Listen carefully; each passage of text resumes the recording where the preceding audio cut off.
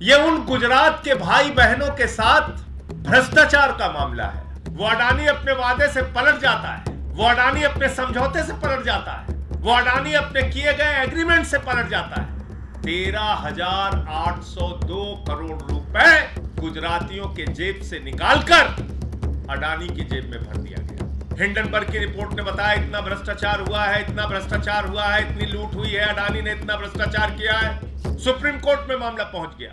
जब supreme court में मामला पहुंच गया तब गुजरात सरकार के लोग घबराए, तब उनको लगा रहे तो गड़बड़ हो जाएगा, अडानी के साथ हमको भी जेल जाना पड़ेगा, अडानी के साथ हम भी फंस जाएंगे। तो उन्होंने 15 मई 2023 को चिट्ठी लिखी। वो चिट्ठी आपके सामने में देगा, ये वो चिट्ठी। 15 मई 2023 को गुजरात की सरकार कुंभकर्ण की नींद से जागी। गुजरात की सरकार अडानी से कह रही है कि हुजूर माई बाप, आपने गुजरातियों का 3,802 करोड़ रुपए लूट लिया है। उनको देश का प्रधानमंत्री बनाया, गुजरात का मुख्यमंत्री बनाया, उन्हीं की जेब काटी जा रही है, उन्हीं गुजरातियों की जेब काटी जा रही है। यह उन गुजरात के भाई बहनों के साथ भ्रष्टाचार का मामला है, लूट का मामला है, डकैती का मामला है, उनके जेब काटने का मामला है। और ये जेब काटने का काम किसी और ने नहीं किया, ये जेब काटने का काम भारत के प्रधानमंत्री के सबसे करीबी दोस्त अडानी ने किया है, अडानी की कंपनी ने किया है।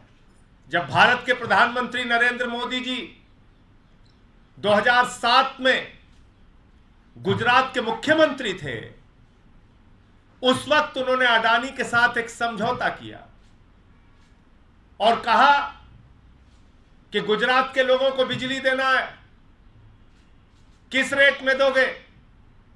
अडानी ने कहा 2 रुपए 25 पैसे प्रति यूनिट, 25 साल तक इसी रेट में आपको बिजली दूंगा। यह एग्रीमेंट साइन हुआ, पावर परचेज एग्रीमेंट, पीपीए। कब साइन होता है?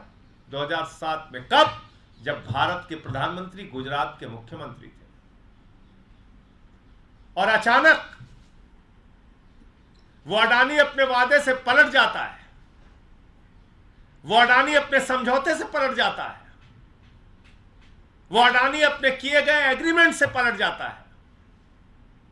2018 में गुजरात की सरकार के साथ एक एग्रीमेंट साइन करता है कि साहब हमको कोयला बहुत महंगा खरीदना पड़ रहा है, कोयले का दाम बड़ा महंगा हो गया है, दुनिया के तमाम देशों से हमें कोयला मंगाना है, और जब हम महंगा कोयला मंगाएंगे तो बिजली महंगी होगी, इसलिए आपको महंगे दाम हमको देने पड़ेंगे।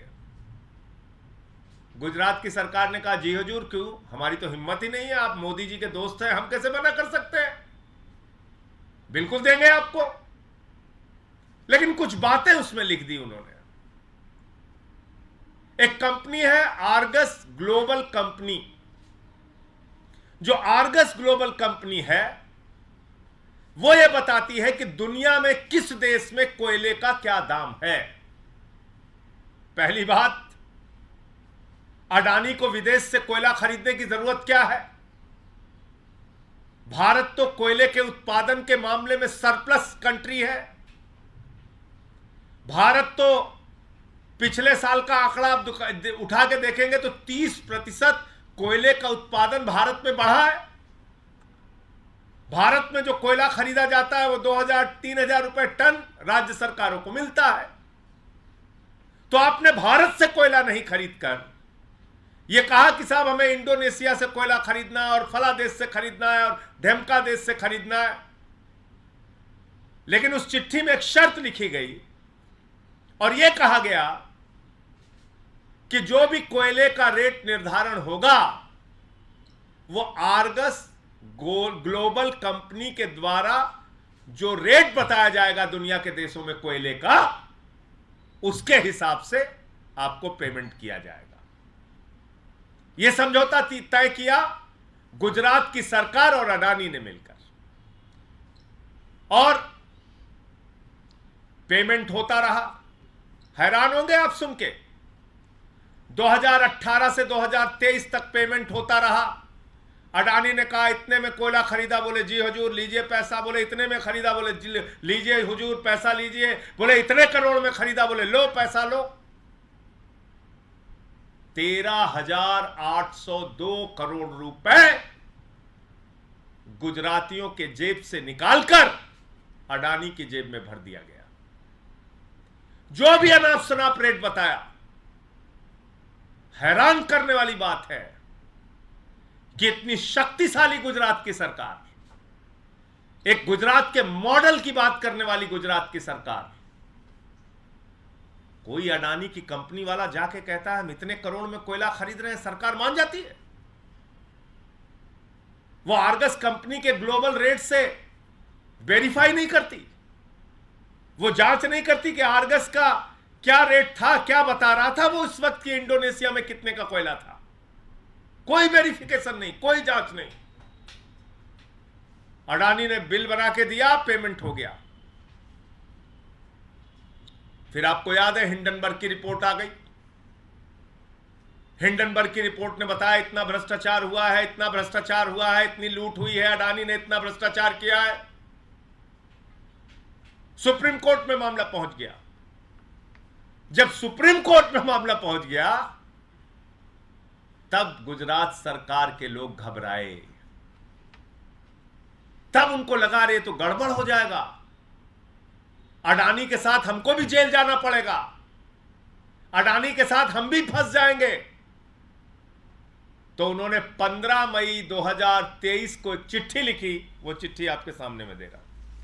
यह वो चिट्ठी 15 मई 2023 को गुजरात की सरकार कुंभकर्ण की नींद से जागी और जागकर उसने कहा, हुजूर माई बाप, आप नरेंद्र मोदी जी के दोस्त जरूर हैं, लेकिन आपके चक्कर में तो हम भी जेल चले जाएंगे। आपने तो जहां जहां से जितने में कोयला खरीदा उसका कोई प्रमाण नहीं दिया, उसके कोई कागजात नहीं दिए, उसके कोई बिल नहीं दिए। और जब आप इंडोनेशिया से महंगा कोयला बता रहे हैं, उस वक्त तो इंडोनेशिया में कोयले का दाम सस्ता था। यानी कि फ्रॉड करके, भ्रष्टाचार करके, झूठ बोल के ये पेमेंट लिया गया। और कितने का लिया गया मैं नहीं कह रहा हूं। अब ये 15 मई 2023 को गुजरात की सरकार अडानी से कह रही है कि हुजूर माई बाप, आपने गुजरातियों का 3,802 करोड़ रुपए लूट लिया है। 3,802 करोड़ रुपए जेब काट लिए हैं गुजरात के लोगों के। कहां सो रही है ईडी, कहां सो रही है सीबीआई, कहां सो रहा है इनकम टैक्स डिपार्टमेंट, कहां सो रही है सरकार की जांच एजेंसियां। छोटी छोटी बात पे बंगाल पहुंच जाते हो, उड़ीसा पहुंच जाते हो, तेलंगाना पहुंच जाते हो, तमिलनाडु पहुंच जाते हो, दिल्ली में रोज छापेमारी करते हो, सबको पकड़ पकड़ के जेल में डालते हो। झारखंड के मुख्यमंत्री को छत्तीसगढ़ में कहां कहां पूरे दुनिया में घूम घूम के पहुंच जाते हो। और अब तो मोदी जी की डबल इंजन वाली गुजरात की सरकार बोल रही है कि 3,802 करोड़ रुपए गुजरात के लोगों से लूटने का काम अडानी ने किया। और गुजरात के उन तमाम अधिकारियों और मंत्रियों को जिन्होंने 2018 से लेकर 23 तक ये फर्जी बिलों के ऊपर हस्ताक्षर किए, ये फर्जी बिलों का भुगतान किया, ये फर्जी बिलों को अडानी के जेब में भरने का काम किया, उन सब के खिलाफ कार्रवाई होनी चाहिए। सुप्रीम कोर्ट में अगर मामला नहीं होता हिंडनबर्ग की रिपोर्ट के बाद, तो मैं यकीन के साथ कह सकता हूं यह चिट्ठी जारी नहीं होती। जब ये 5 साल तक अडानी अपना बिल लगाता था, बढ़े हुए दाम कोयले के दिखाता था, तो गुजरात सरकार के अधिकारी और मंत्रियों ने उसकी जांच क्यों नहीं की? अंतर्राष्ट्रीय स्तर पे कोयले का दाम क्या है पता क्यों नहीं किया? 10वीं क्लास के बच्चे को अगर आप कह दीजिए कि भारत में कोयले का दाम क्या चल रहा है, वेबसाइट पे जाएगा, अभी बता देगा आपको। 10वीं क्लास के बच्चे से पूछ लीजिए इंडोनेशिया में इस वक्त कोयले का दाम क्या है, वेबसाइट पे जाएगा, अभी आपको बता देगा। ऑस्ट्रेलिया में कोयले का दाम क्या है, वेबसाइट पे जाएगा, अभी आपको बता देगा। गुजरात की इतनी शक्तिशाली सरकार, अडानी कोई भी रेट लिखकर देता रहा और वो मानते रहे और पेमेंट करते रहे, कि अब तक इस मामले में खामोशी क्यों थी, चुप्पी क्यों साधे हुए थी सरकार। और ED, CBI, income tax department जो हर बात पे फर्जी तरीके से भी मामला बनाकर लोगों को गिरफ्तार करने की होड़ में लगी रहती है, ऐसे मसलों पर आंख पर पट्टी बांधकर धृतराष्ट्र क्यों बनी हुई थी। आप बताइए ना, गुजरात के लोगों को 8 रुपए 20 पैसे प्रति यूनिट बिजली मिलती है। दिल्ली में हम 0 बिजली का बिल देते हैं, पंजाब में हम 0 बिजली का बिल देते हैं, क्योंकि हम कोई करप्शन नहीं करते, भ्रष्टाचार नहीं करते। और वहां बिजली 8 रुपए 20 पैसे प्रति यूनिट दी जा रही, वो तो अलग बात है। जो दाम लिया जा रहा है उसके पीछे भी एक करप्शन है। ये कह के कहा जा रहा है कि साहब हम बाहर से महंगा कोयला मंगा रहे हैं, इसलिए आप हमको ज्यादा दाम दीजिए, भले ही हमने 2 रुपए 25 पैसे का एग्रीमेंट किया है सरकार से। यह अलग तरह का भ्रष्टाचार है। जब आपने 2007 में 25 वर्षों के लिए 2 रुपए 25 पैसे में बिजली देने का एग्रीमेंट साइन किया है, तो 2018 में गुजरात की सरकार ने कैसे कह दिया कि साहब ठीक है, आप महंगा कोयला लाइए, हम आपको महंगा दाम देंगे। 4000 करोड़ रुपए आपने निकाल के दे दिया है, तो पकड़ में आया है, क्योंकि कोई रास्ता नहीं था। और ये पकड़ में कैसे आया? जब उन्होंने मामला देखा कि फंस रहे हैं, पुराने रेट देखे, आर्गस का इंडेक्स चेक किया, तो पता चला कि साहब जब इंडोनेशिया से इनका कोयला बताया जा रहा है कि इंडोनेशिया से कोयला लेके आए, उस वक्त तो इंडोनेशिया में दाम सस्ता था, इन्होंने महंगा दिखाया। तो भागने का कोई रास्ता था नहीं।